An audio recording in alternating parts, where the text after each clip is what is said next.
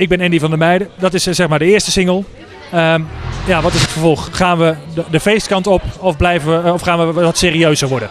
Nee, kijk, ik vind dit wel een leuk nummer, maar ik hou er niet van om ook over mezelf te praten. Dus dat vind ik niet leuk. Maar ik wil wel echt nummers gaan maken. Weet je, dit is gewoon een beetje een... ik moet even bekend daarin worden met zingen. En dus dan is dit heel commercieel natuurlijk.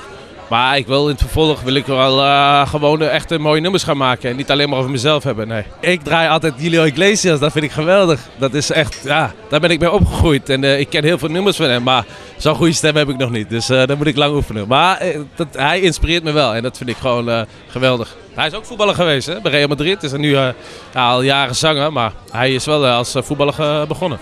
Misschien dat vertalen in het Nederlands, dat ze daar... een tekst voor gaan schrijven, dat zou ik heel mooi vinden. En ik hou van die muziek. Daar voel ik me echt heel prettig bij. Ja.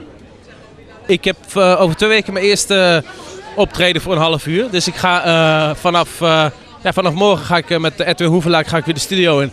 En dan gaan we even kijken wat goed bij mij past. En wat mensen ook leuk vinden, wat is ook belangrijk. Wat makkelijk is mee te zingen, want daar houden mensen van. Dus dat ga ik allemaal doen. En dan ga ik morgen weer de studio in. Dus, en dan moet ik het half uur volmaken.